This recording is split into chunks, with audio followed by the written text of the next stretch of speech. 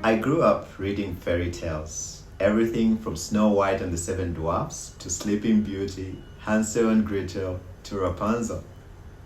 And then there's Cinderella.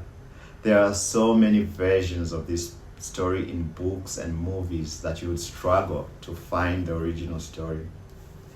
Whichever version of Cinderella you may have read or seen, it tells the story of a wish coming true, but only for one brief moment.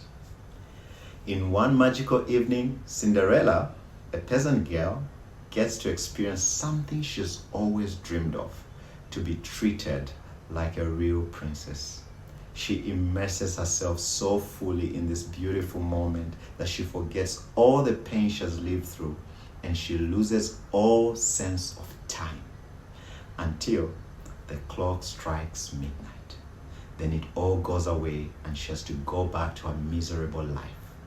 All she has left is one glass slipper in her hand, and she can't even find the other one.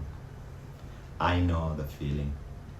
There's an entire 3-year period where a little girl fills my life. This girl was my little princess. I think she trained me to be a dad.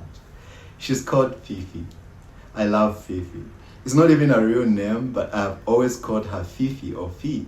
It's short for Princess Fiona, a nickname we gave her when she was born, and it just stuck.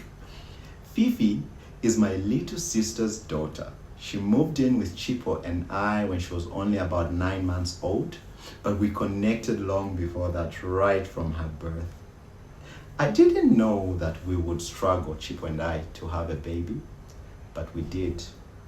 And thanks to Fifi, that gap was not as hard as it could have been, because with Fifi, we had a child in our house from the 4th or 6th month of our marriage for 3 years.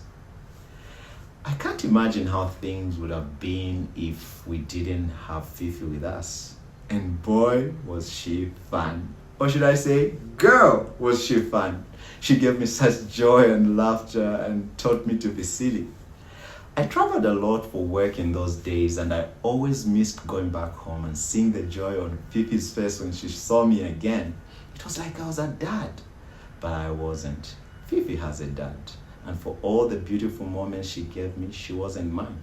She belonged to her own dad and mom. To make it worse, this pseudo-fatherhood came to an abrupt end when I moved to Rome, Italy in 2018. Just like the strike of a midnight clock, Princess Fiona and the magical joy she brought to our home disappeared in one overnight flight to Italy. All that was left, much like Cinderella's glass slipper, were memories and pictures to remind us of what we shared together for a fleeting moment. And now, only the two of us in Rome, Chipo and I, the hole in our lives that Fifi had plugged for 3 years, came back. It grew with such rapidness, the pain was often searing. There were many nights when I woke up crying in my sleep. It often ended with Chipo holding me in her arms while I sobbed helplessly. She would hold me like that till I stopped crying and fell asleep again. In a new country, without family, without the joy of a little child's laughter, my hope of becoming a father was quickly draining.